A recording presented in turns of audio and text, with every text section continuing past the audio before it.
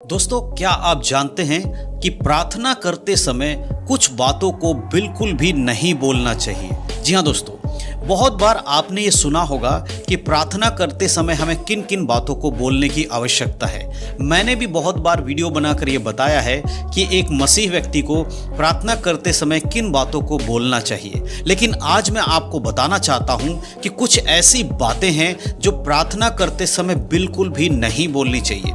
लेकिन बहुत सारे मसीह भाई बहन लोग इस बात को नहीं जानते हैं और अनजाने में ही वो प्रार्थना करते हुए इन कामों को कर देते हैं या इन शब्दों का इस्तेमाल कर देते हैं जो बाइबल के अनुसार बिल्कुल भी सही नहीं है।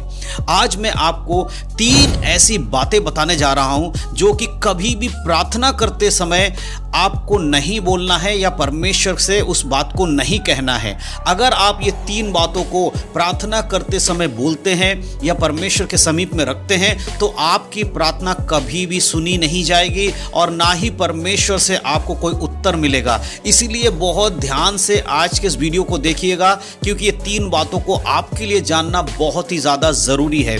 हो सकता है कि आपको ये बातें बिल्कुल भी ना पता हो, किसी ने आपको नहीं बताया होगा। आपको बहुत सारे लोगों ने प्रार्थना करने के बारे में बताया होगा कि आपको ये बोलना है प्रार्थना करते समय, वो बोलना है प्रार्थना करते समय। लेकिन आज मैं आपको बताने वाला हूं कि कौन सी बातें आपको प्रार्थना करते समय बिल्कुल भी नहीं बोलना है, भूल कर भी इन बातों को इस्तेमाल नहीं करना है प्रार्थना करते समय। तो इस वीडियो को बड़े ध्यान से देखिएगा। तो चलिए दोस्तों, ज़्यादा देर नहीं करते, आज की इस वीडियो को हम सब मिलकर शुरू करते हैं। तो दोस्तों, जैसे कि मैंने वीडियो की शुरुआत में ही आपको बता दिया कि आज मैं आपको प्रार्थना करने के बारे में नहीं, परंतु प्रार्थना करते समय 3 बातों को नहीं बोलना है उसके बारे में बताने वाला हूं। अगर आप एक विश्वासी हैं, प्रभु यीशु मसीह पर विश्वास करते हैं, तो जाहिर है कि आप प्रार्थना भी करते होंगे और आप प्रार्थना में बहुत सारी चीज़ों को परमेश्वर से मांगते होंगे। आप अपने घर के लिए, अपने परिवार के लिए, अपने बच्चों के लिए, अपने कलीसिया के लिए, अपने आसपास के लोगों के लिए, या बहुत सारे विषय होंगे जिनको लेकर आप प्रार्थना में परमेश्वर से कुछ मांगते होंगे। लेकिन आज मैं आपको बताने वाला हूं कि कुछ ऐसी चीज़ें जो कभी भी परमेश्वर के सामने आपको नहीं बोलना है और नहीं कभी उसको परमेश्वर से मांगना है और ना ही उसको अपने मन में भी विचार करना है। इसीलिए उन 3 बातों को जानना आपके लिए बहुत जरूरी है, क्योंकि बाइबल के अनुसार चीजों को हमारे जीवन में होना बहुत जरूरी है। सबसे पहले मैं आप सभी के लिए एक वचन पढ़ना चाहता हूं, तब आप और अच्छे से समझ पाएंगे। हम पढ़ेंगे मत्ती रचित सुसमाचार की किताब, उसका 22 अध्याय, उसके वचन 37 से 39 तक। यहां पर कुछ बातें हैं जिन्हें समझना बहुत जरूरी है। यहां पर इस प्रकार लिखा है, उसने उनसे कहा, तू परमेश्वर अपने प्रभु से अपने सारे मन और अपने सारे प्राण और अपनी सारी बुद्धि के साथ प्रेम रख।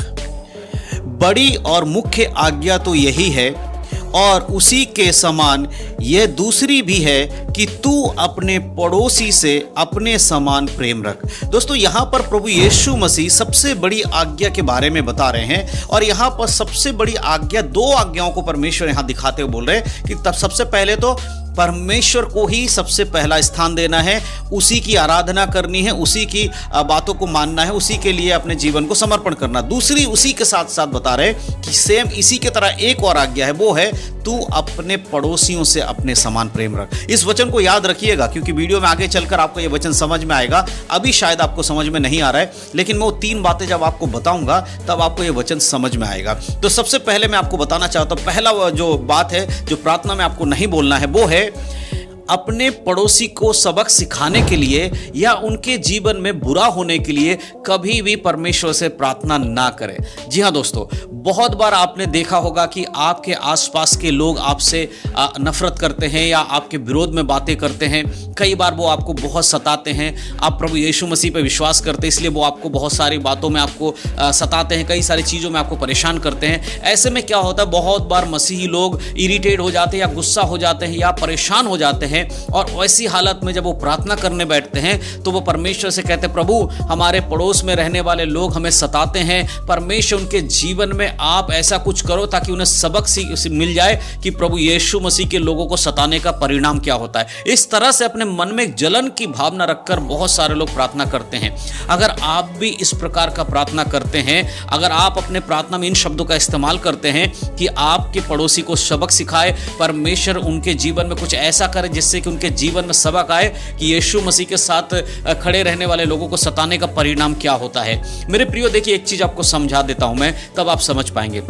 जैसे कि आपने वचन में पढ़ा, तू अपने समान अपने पड़ोसी से प्रेम रख। तो सोचिए, जब आपका शरीर कोई पाप करता है या आपके हाथ से कोई पाप हो जाता है, तो क्या आप अपने हाथ को चोट पहुंचाते हैं या आप अपने हाथ को काट के फेंकते हैं या उसको दर्द देते हैं? नहीं, आप अपने पाप के लिए, उस हाथ से जो पाप किया उसके लिए आप परमेश्वर से क्षमा मांगते हैं और प्रभु से कहते हैं, परमेश्वर मुझे माफ कर दिया, दोबारा ऐसा नहीं होगा।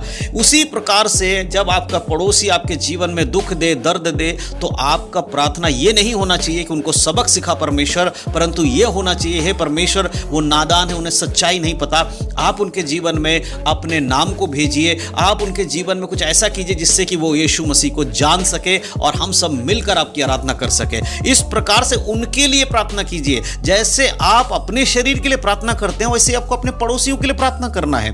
यही बात मैं आपको बताना चाहता हूं। लेकिन बहुत बार लोग प्रार्थना करते समय गलत तरीके से बोलते हैं कि परमेश्वर उनको सबक सिखाना, परमेश्वर उनके जीवन में कुछ ऐसा हो जाए जिससे कि उन्हें पता चल जाए कि यीशु मसीह के लोगों को सताने का मतलब क्या होता है। आज दुनिया में यही तो हो रहा है। लाठी लेकर कोई आता है तो हम भी लाठी लेकर चल के उसके सामना करेंगे। मसीह लोग भी आजकल लाठी लेकर खड़े हो जाने की बात करते हैं। तो इससे बाहर आना, तो जो पहला बात यही है कि अपने पड़ोसियों के लिए, उनके बुरा करने के लिए कभी भी प्रार्थना ना करें, उनकी भलाई के लिए प्रार्थना करें। अब हम बात करेंगे दूसरे जो बात है जो प्रार्थना में कभी भी नहीं करना चाहिए, वो है अन्य भाषा को कॉपी करके नहीं प्रार्थना करना है। जी हाँ दोस्तों, बहुत बार बहुत सारे मसीह लोग मुझे कमेंट करते हैं, ब्रदर हमें अन्य भाषाओं का वरदान कैसे मिलेगा? मैं उन्हें बताता हूं कि बाइबल के अनुसार अन्य भाषा का वरदान परमेश्वर की ओर से मिलता है और प्रभु जिसे चाहते हैं उसे दे देते हैं। कुरिन्थियों की पत्री में हम पढ़ सकते हैं।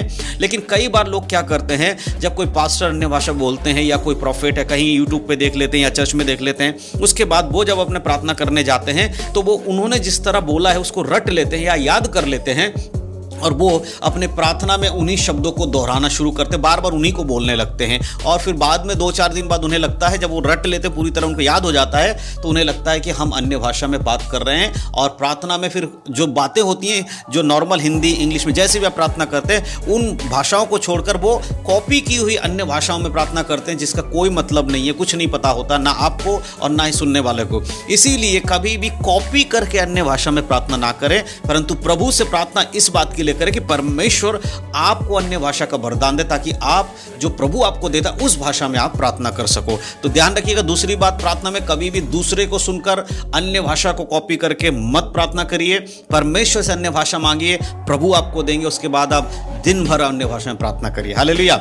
अब हम बात करेंगे तीसरे सबसे इंपॉर्टेंट बात जिसको हमें समझना होगा, जो प्रार्थना में नहीं बोलना है, वो है झूठा वायदा ना करें। जी हाँ दोस्तों, कई बार लोग परमेश्वर को खुश करने की कोशिश करते हैं। जी हम सब ने जिन्होंने यीशु मसीह को ग्रहण किया, हम सब अन्य जाति से आए हैं। आज हम यीशु मसीह को जानते हैं, लेकिन पहले हम किसी और की आराधना करते थे, किसी और को पूजा करते थे।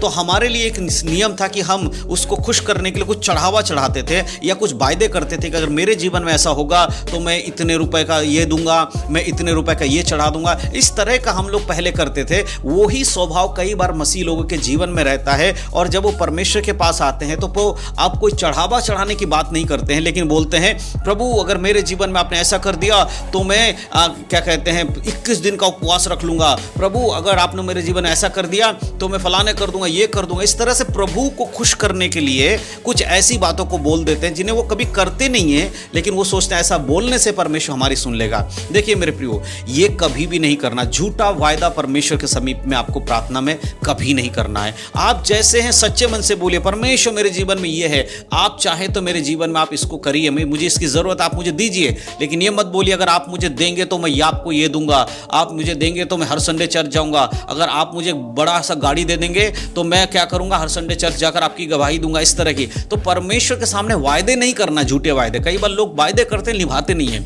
और अगर आप वायदा कर रहे हैं तो उसको आपको निभाना पड़ेगा, तभी आप वायदा कीजिए जब आप उसको निभा सकते हैं, अन्यथा वायदा नहीं करना है। तो ये 3 बातें हैं जो प्रार्थना में बिल्कुल भी भूल कर भी नहीं करना है। पहली बात, अपने पड़ोसियों की बुराई के लिए, उनको सताने के लिए प्रार्थना नहीं करना है। दूसरी बात, किसी की बोली हुई अन्य भाषा को कॉपी करके खुद को अन्य भाषा समझकर ऐसे बोलकर प्रार्थना नहीं करना है। तीसरा, झूठा वायदा प्रार्थना में बिल्कुल भी नहीं करना है। तो ये 3 बातें हर विश्वासी को जानना चाहिए, हर मसीह को जानना चाहिए कि प्रार्थना करते समय हमें इन तीनों को नहीं बोलना है। इन चीज को आपको समझना होगा। अगर ये वीडियो आपको अच्छा लगा हो तो जरूर आप इस वीडियो को शेयर करिएगा, क्योंकि बहुत सारे ऐसे मसीह भाई बहन लोग होते हैं जिनको सही रीति से प्रार्थना करना नहीं आता है।